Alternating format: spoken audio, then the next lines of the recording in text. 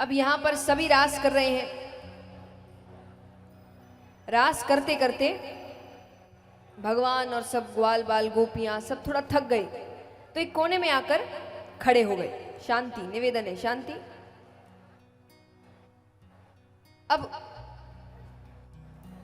बात करते करते भगवान की दृष्टि राधा जी के गले पर पड़ती है। राधा जी ने आज बहुत सुंदर मोतियों का हार पहना था। बृषभानु जी, बृषभानु जी कौन है? राधा जी के पापा। वो बहुत धनवान थे, नंद बाबा से भी ज्यादा धनवान। तो राधा जी नित नए नए हार पहन के आती थी, कभी सोने का, कभी हीरो का, कभी मोतियों का। आज उन्होंने मोतियों का हार पहना था। अब भगवान को दिखने में अच्छा लग रहा है, तो उसको ठीक से देखने के लिए, भगवान ने हाथ आगे किया। राधा जी समझ गई कि इनको हार अच्छा लग रहा है। तो राधा जी ने सोचा थोड़ा हंसी मजाक किया जाए। देखिए, मजाक वही अच्छा, या मजाक किसे कहते हैं? जब बोलने वाला और सुनने वाला दोनों हंस रहे हैं। अगर एक हंस रहा है और दूसरे को तकलीफ हो रही है, इसको मजाक नहीं बोलते। तो राधा जी ने सोचा थोड़ा मजाक किया जाए। तो जैसे ही भगवान ने हाथ आगे किया, राधा जी पीछे हट गई। भगवान ने पीछे हटने का कारण पूछा। राधा जी ने कहा, कन्हैया, ये कोई सस्ता हार नहीं है। ये टूट गया ना तो तुम में से कोई इसका मोल नहीं चुका सकते। तो भगवान को बात अच्छी नहीं लगी। पर हम में और भगवान में फर्क है, हम तो वहीं झगड़ा शुरू कर दे। भगवान वहां से चुपचाप चले गए। अब पहले तो फोन नहीं होते थे कि घर पहुंचने से पहले लिख दो सॉरी। अब उनको लगा ठीक है, कोई बात नहीं, कल रास के लिए आएंगे तब माफी मांग लूंगी। भगवान कल छोड़ो कई दिन तक रास करने नहीं आए, घर से बाहर कदम नहीं रख रहे, किसी से नहीं मिल रहे। राधा जी भी उदास हो गई, अब वो भी घर से बाहर नहीं निकल रही। अब बृषभानु जी बार बार पूछे क्या हुआ है। अब कोई पूछ ले क्या हुआ है, और जोर से रोने लग जाए। नारद जी को तो सब पता है, तो यहाँ समय थोड़ा निकलता है। नारद जी आते एक दिन बृषभानु जी के घर, बात बात में उन्होंने विवाह की बात छेड़ दी। तो बृषभानु जी ने कहा वो तो ठीक है, पर अच्छा लड़का तो भी तो होना चाहिए। नारद जी कहते अरे बगल में छोरा, गांव में ढिंडोरा। बोले कौन सा छोरा? बोले आपके मित्र नंदराय, उनका छोरा कृष्णा। ठीक है, थोड़ी चोरी करता है, वो तो शादी के बाद सुधर जाएगा। देखिए, ये तो विनोद की बात है और सामने भगवान है। लेकिन सांसारिक तौर से अगर कहा जाए तो मुझे एक बात बहुत अटपटी लगती है हमारे समाज की, कि जब लड़की बहुत समझदार हो जाती है, कि वो अच्छी समझदार हो गई है, तो कहते हैं इसकी शादी कर दो। और जब लड़का बहुत बिगड़ जाता है कि माँ बाप के हाथ से निकल गया, तब कहते हैं इसकी शादी कर दो, जिम्मेदारी आई कि सुधर जाएगा। तो वो अपना घर बार छोड़कर किसी को सुधारने आ रही है, उसका अपना कोई जीवन, अपने सपने नहीं है। और चलो 1% आप कहे भी कि भाई अच्छी चीज है, अगर वो सुधर जाए, चलो मान लिया। लेकिन अगर नहीं सुधरा तो उसकी तो जिंदगी खराब। तो निवेदन है ऐसा ना करें। शादी आज के समय में सिर्फ ये नहीं है कि भाई इतनी उम्र में ये, इतनी उम्र में ये, इतनी उम्र में शादी। नहीं, शादी बहुत बड़ी जिम्मेदारी है, ये बहुत सोच समझ के लेनी चाहिए। अगर बहुत ही साधारण रूप से कहा जाए तो शादी का अर्थ है किसी एक व्यक्ति के साथ आगे के 50-60 साल एक कमरे में रहना है। ये कोई आसान बात नहीं है, बहुत जिम्मेदारी की बात है। तो ये फैसला बहुत, तो जब दोनों समझदार हैं कि दोनों समझदार है, योग्य है, काबिल है और राजी है, तब शादी करनी चाहिए। तो यहां पर बृजभानु जी कहे कि बात तो अच्छी है, देखा परखा घर है, आज कोई दिक्कत हुई भी तो बेझिझक वो नंद बाबा से बात कर सकते हैं क्योंकि मित्र हैं दोनों। तो उन्होंने कहा मुझे बात अच्छी लगी, तो उन्होंने पत्र तैयार किया कि ऐसी ऐसी बात है, हम ऐसा ऐसा चाहते हैं, आप अगर राजी हैं स्वीकृति पत्र भेजिए। अब धनवान व्यक्ति है, खाली पत्र तो भेजेंगे नहीं, अपने तामझाम है। तो बृजभानु जी ने 108 खोमचे तैयार किए। खोमचे मतलब थाल, परात, शादी ब्याह में जिसमें गिफ्ट सजाते हैं ना, ऐसे बड़े बड़े थाल, उनको कहते हैं खोमचे।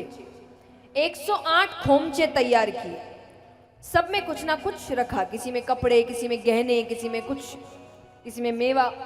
एक थाल बच गया तो वो थाल मोती से भर दिए गए। अभी 108 खोमचे नंद बाबा के घर जा रहे हैं, उनको भी प्रसन्नता हुई। अब वो वापसी स्वीकृति पत्र भेज रहे हैं, लेकिन खाली तो भेजेंगे नहीं। तो पहले वो कह रहे हैं कि एक बार थाल खाली करो, फिर देखते क्या भरना है इसमें। तो थाल खाली हो रहे हैं, नंद बाबा फेरी लगा रहे हैं सेवकों के सामने। इतने में ही भगवान आए, अंत में मोतियों का थाल पड़ा है। भगवान ने उसमें से एक अच्छा खासा हिस्सा मोती उठाया और चले गए। नंद बाबा फेरी लगा रहे हैं तो उनको मोती कम लग रहे हैं। नंद बाबा ने कहा कि यहाँ कोई आया था क्या? सबने कहा कृष्ण बलराम आए थे। नंद बाबा के घर में ही चोर है, किसी और से क्या पूछना। नंद बाबा ने कहा कन्हैया तूने यहां से मोती उठाए? हाँ उठाए। आज तो मान गया, हमेशा मना कर देता है मैंने नहीं किया। क्यों उठाए? बोले मैंने मोतियों की खेती कर दी है। नंद बाबा को हंसी आई। नंद बाबा कहते जरा दिखाना। तो घर के पीछे लेकर जाते और जैसे सच में अंगूर के गुच्छे लटकते हैं, मोतियों के गुच्छे लटक रहे हैं। बोलिए कृष्ण कन्हैया लाल की। भगवान कहते अब एक नहीं 108 खोमचे मोतियों से भर के भेजो। 108 खोमचे मोतियों से भर के भेजे जाते हैं। बृजभानु जी के घर पहुंचते, अब राधा जी एक बार के लिए प्रसन्न होती है। उनको लगता है कि मानो सब ठीक हो रहा है। अब वो आती है देखने क्या क्या आया। पहला कपड़ा हटाती है, मोती, दूसरा मोती, तीसरा मोती। अब वो और रोने लग गई। किसी और को समझ नहीं आ रहा, पर उनको पता है कि ये मुझे दिखाने के लिए भेजे गए हैं कि हमारे घर भी मोतियों की कमी नहीं। यानी उनको बात इतनी बुरी लग गई। अब वो बहुत उदास हो गई। अब वो भोजन नहीं कर रही, किसी से बात नहीं कर रही। तो बृजभानु जी को चिंता होने लगी। तो बृजभानु जी ने एक ऐलान किया कि राधा बहुत उदास है, किसी से बात नहीं कर रही, भोजन नहीं कर रही, तो जो उसके चेहरे पर मुस्कुराहट लेकर आएगा उसे मुंह मांगा इनाम दिया जाएगा। बात बरसाने से वृंदावन पहुंची। भगवान का मन विचलित हो गया। भगवान का अब तो मनाना पड़ेगा, पर सीधे सीधे भी नहीं जा सकते। क्या पता ये भी एक खेल हो कि मैं वहां पहुंचा नहीं कि वो कह दे एक खबर मिली नहीं, ये आ गए मनाने। और अभी तक किसी को पता नहीं है कि दोनों के बीच अनबन है, तो मनाने के लिए भी तमाशा क्यों करना। जब कुछ पता नहीं है तो जब दोनों के बीच बात है तो अंत तक दोनों के बीच ही बात रहनी चाहिए। तो ऐसा क्या करे कि मान भी जाए और सबको पता भी ना चले इतना। तो भगवान सोच रहे, इतने में उनकी दृष्टि यशोदा मैया पर पड़ती है। उनको एक सुझाव उठता है। यशोदा मैया के कमरे में जाते हैं, घाघरा दुपट्टा निकालते हैं और खूब सारी चूड़ियां इकट्ठा करते हैं। राधा जी को चूड़ियां बहुत पसंद थी, तो मनिहारी का रूप बनाकर भगवान बरसाने की गलियों में घूम रहे हैं। राधा जी के घर के नीचे आवाज लगा रहे, चूड़ी ले लो, लाल हरी पीली नीली चूड़ी ले लो। राधा जी का आवाज तो सुनी सुनी लग रही है। तो यहां पर भगवान राधा जी के चेहरे पर मुस्कुराहट वापस लेकर आते हैं। ऐसे भाव एक बार मीराबाई के थे। मीराबाई पेड़ के नीचे बैठी है, भजन गा रही, भगवान को बुला रही है। भगवान ने उस दिन परीक्षा ली, नहीं आ रहे। वो गाए जाए रोए जाए, गाए जाए रोए जाए, भगवान नहीं आ रहे। तो उस पेड़ के ऊपर एक कौवा बैठा है, बहुत आवाज कर रहा है बार बार।